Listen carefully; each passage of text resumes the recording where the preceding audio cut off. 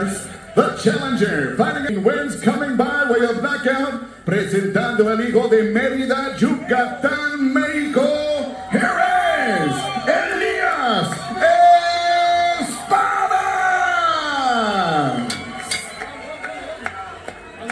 And across the ring, his opponent fighting out of the red corner, wearing the Irish green with gold and white. He weighed in 154 pounds even. In 13 professional fights, this young super welterweight is perfect.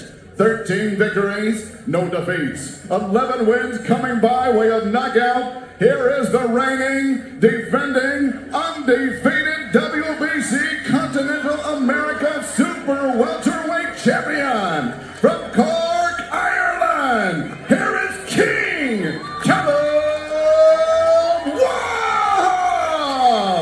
Defending his WBC Continental America's Super Welterweight title for the 4th time. He takes on that man, ELIAS Espadas. TJ DeSantis along with Pearl Gonzalez live inside the Chumash Casino Resort. It is the site of Hollywood Fight Nights. King CALUM Walsh in the green with gold. Espadas in the blue with white. Ooh, beautiful right hook to the body. That is one of CALUM's best punches, is that right hook to the body. He does a great job of attacking downstairs and then will work his way upstairs. Walsh has shown a bit of an aggressive streak as of late. Hasn't gone past the 2nd round in over a year. Coming off a huge win this past March at Madison Square Garden over Dean Sutherland. Big right hook landing for CALUM Walsh there. I mean, the movement is incredible for him. He's in and out. He's feinting well. He looks so sharp, TJ.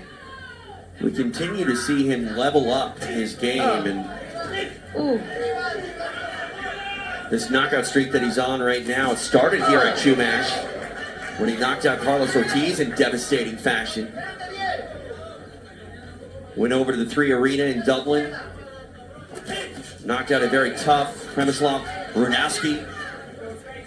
Oh my goodness, these shots are landing. And he's planted the seeds here for another one against ELIAS Espadas.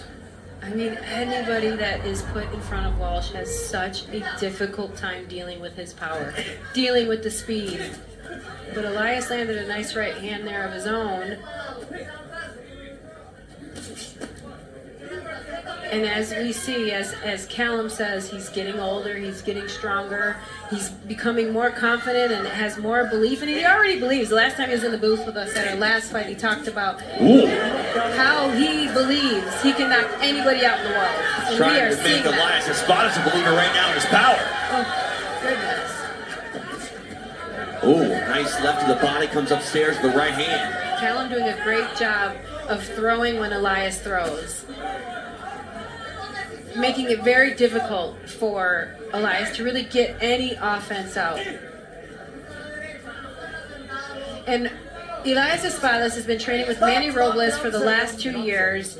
He was training out in Florida, made the move out here to train with Robles. They've seen an incredible change in his camp and everything coming together. He talked about how he feels like he's had a resurgence in his career. Oh, but CALUM is just, I mean, he's so nasty with his shots. And he's so dynamic, you know, mixing up his targets, going to the body, going to the head. It's not just one punch that's landing, it's multiples, it's combinations. And it's another strong statement here by the King as he closes out the 1st round in pretty dominant fashion. That was a big... Dickie Eklund Jr. keeping him on his toes. Mike Rodriguez, the wild card, one of the best gyms out there. Right to the body there with that right hand to start this 2nd round. Poor TJ's getting hit.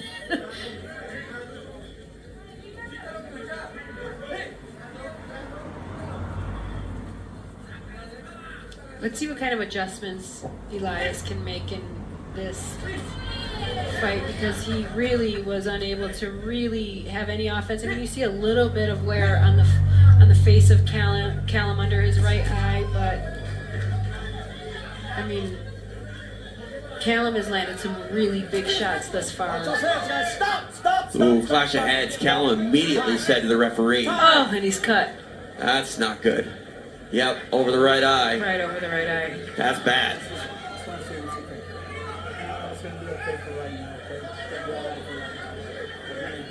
Accidental clash of heads. Aguas con la cabeza, no la mano.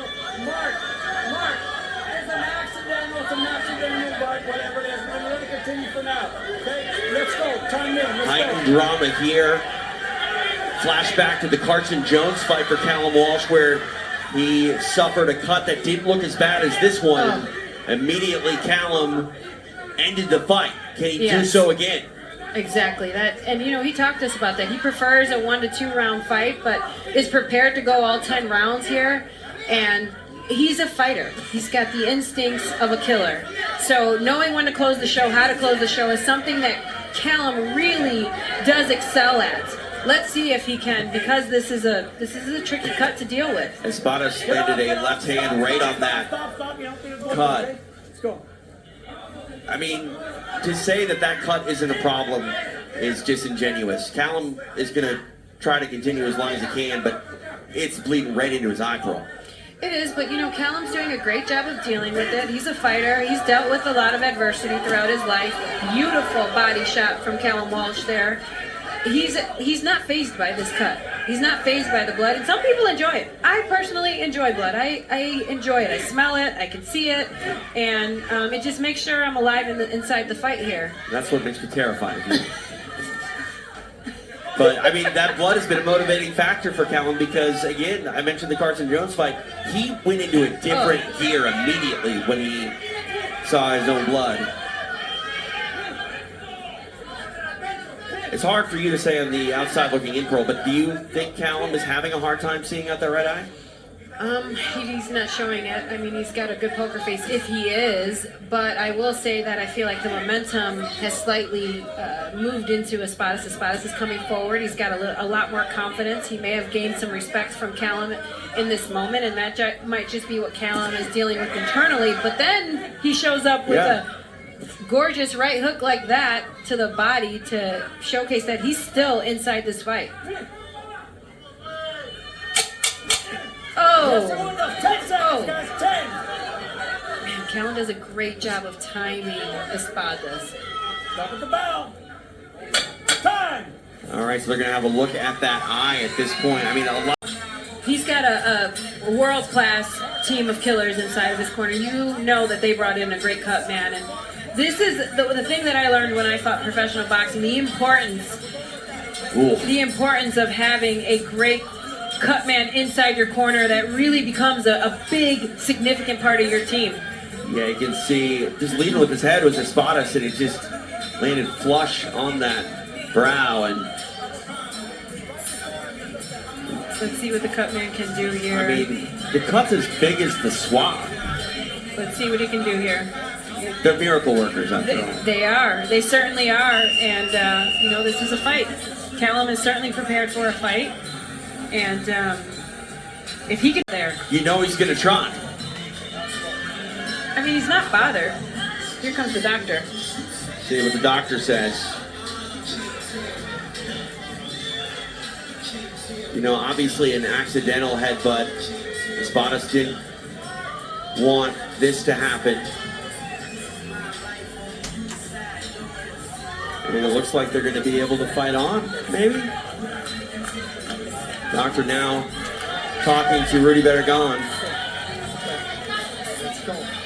All right, you will fight on. And the bleeding looks like it stopped. So hats off to the cut man for containing that cut at this moment. Ooh. I love the way he throws when Espadas throws. He does a great job of that. That's so difficult to do as an athlete. Yeah. To throw when your opponent is throwing. And he's just doing it effortlessly. Elias attacking that eye, which you would, you know, believe he would. But here comes Callum.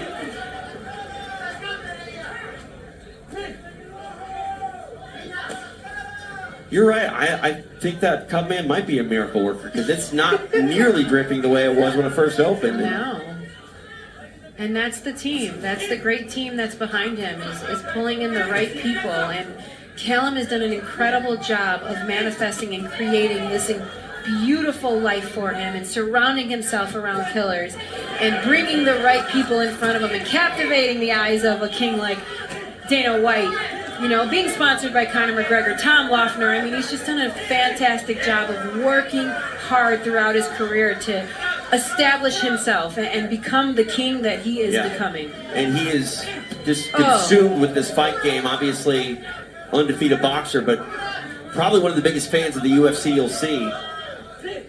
And one of the biggest stars in boxing. Not many can say at 24 years old they've headlined Madison Square Garden 3 times. They've headlined the O3 Arena in Dublin, Ireland. And they've captivated the people and put the people inside of his corner that Callum has. Callum is doing that. Callum is all the smoke that everyone talks about. Right, 100%. And any detractors out there that would say he's been given opportunities he doesn't deserve, these are the moments he proves that he deserves them. Certainly. And he's always working, even if it's outside of the ring. He's at all the fights. He's doing the work that he needs to do as far as showcasing himself. And, you know, he's just done a great job. He talks the talk. He's incredible on the mic. He does a fantastic job. He doesn't need help selling his fights, that's for certain. Absolutely not. And obviously a lot is made about Dana White's interest in Callum, but let's not forget the man that he trains with, Freddie Roach. Freddie's not going to take time out of his schedule to work with someone who doesn't deserve it, and we're seeing the fruits of his labor pay off here as we're inside the final 30 seconds of round number 3. Callum having a great round here, but Espadas is not at all discouraged. He's not intimidated by the power and ferociousness coming from Callum Walsh. I mean, look at the cuts just now starting to leak a little bit. It took all of 2.5 minutes, or almost 3, to bleed. So Mike Rodriguez going back into work, and I assume he's going to replicate what he did a moment ago. We just saw Callum miss with that right hook, and he actually kind of like said something to Elias, like, "You're lucky that didn't land." Like, it was. Well, after his last fight at Madison Square Garden, him and I had a conversation, and he had told me, he said, I was hoping to land a one-shot knockout, and I threw that shot and it missed. Callum is so intelligent.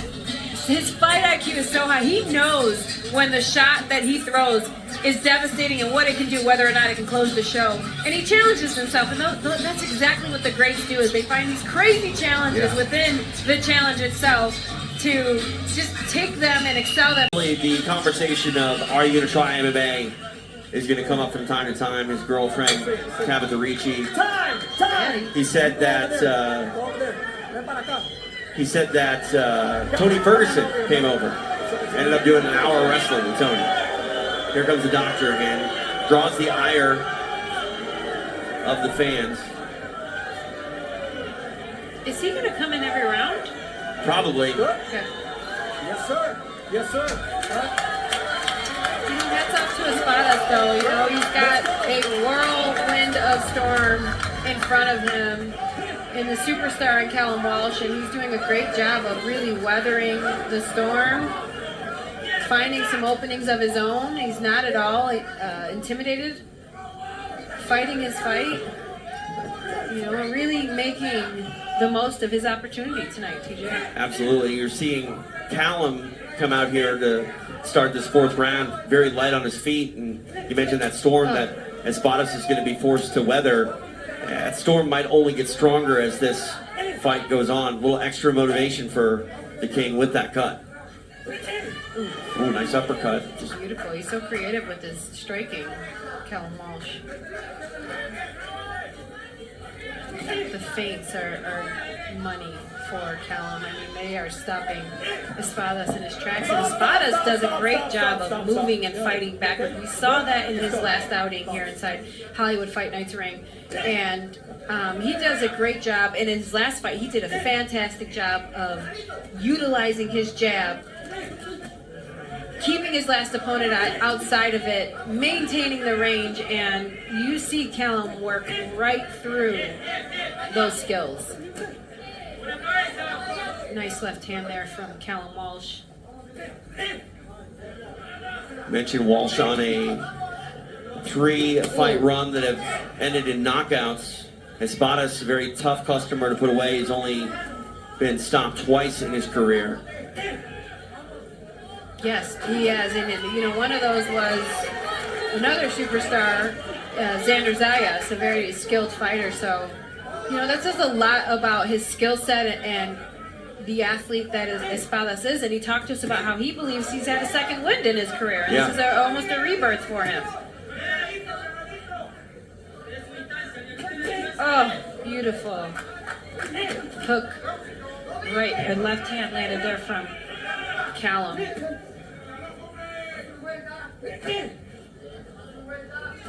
Oh, nice jab for Espadas there. And Espadas, he does have power as well. Looking at his 23 wins, 16 come by way of knockout, a 70% knockout rating. King pulling and lulling and pulling Espadas into his attacks. Stop. Get up. His footwork looks phenomenal tonight, Callum Walsh. In and out, sharp, fast, elusive. 10 seconds, guys. Yes, The feints are amazing and on point. Stop the bell. I flinched for that one. Yeah. Because you know what's coming if it connects. 4 rounds down. This is our main event. That cut opened up.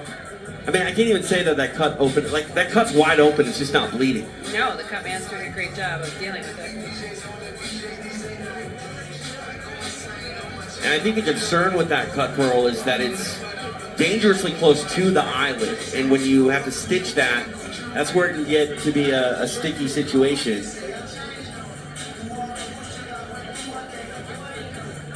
Because we talk about the blood inhibiting the vision, but you also don't want a cut that's going to take, obviously, some stitches, take even more stitches to close up, as it potentially can get hit and open wider and wider.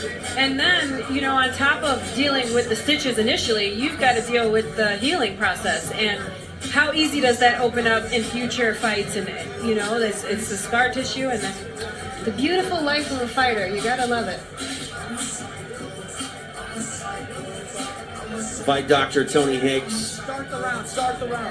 Yeah, just stay Going right to take here. a look Stay at right it, there. We're gonna discussing do with round. Rudy Barragan. Keep going. Cuando empieza el round, te voy a mandar a la esquina, ¿ok? Vamos a chequearlos otra vez. We gotta start the round.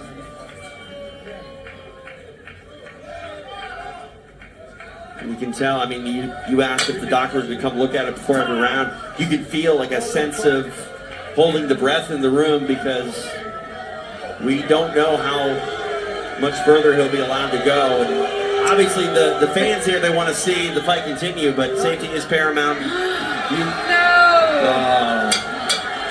We mentioned the healing process. I mean, that's why this fight was called here. Score the round. So they're going to score the round. We're going to be, What are the scorecards? I believe we're going to go to a technical decision.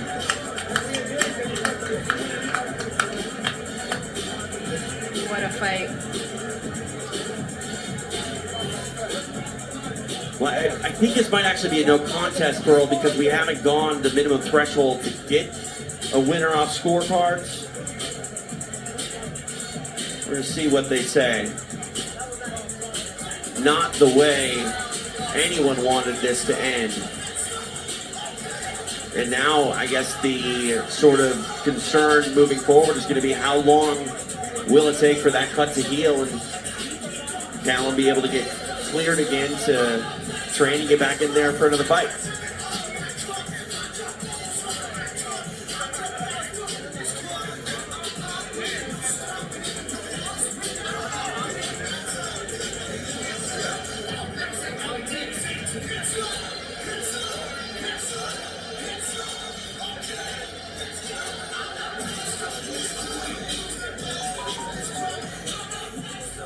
So it wasn't for lack of effort. Accidental headbutt as ELIAS Espadas just landed the crown of his head on the right eyebrow of CALUM Walsh, and the cut immediately was an issue, but he was able to fight on. And finally, the doctor said, we got to stop this. It's getting bigger. As it gets bigger, the problem becomes longer to deal with in terms of healing, and as I mentioned, safety paramount. A bit of a bum out here in our main event, but again, CALUM Walsh was firing on all cylinders. Let's take a look back at that headbutt and how it got this cut opened up. Both came forward, lower with the top of the head, landing just unfortunately right on that eyebrow. It doesn't take much to split open. Referee talking to the doctor here. And forced to wave it off. As all right, to make this one official, we get a Joe Martinez. Ladies and gentlemen, the beginning of round number 5. Referee Rudy Barragan stops his fight, and under the advice of our ringside physician, decides to call this fight due to the accidental headbutt sustained to CALUM Walsh. Therefore, we go to the scorecard, scoring round number 5 as well. All 3 judges score it 50-46 for your winner by technical decision and unanimously, still undefeated and still WBC Continental America Super Welterweight Champion, King CALUM Walsh! Now 14-0, not the way he wanted to pick up the victory, but a victory nonetheless. The King reigns supreme. CALUM Walsh retains his title.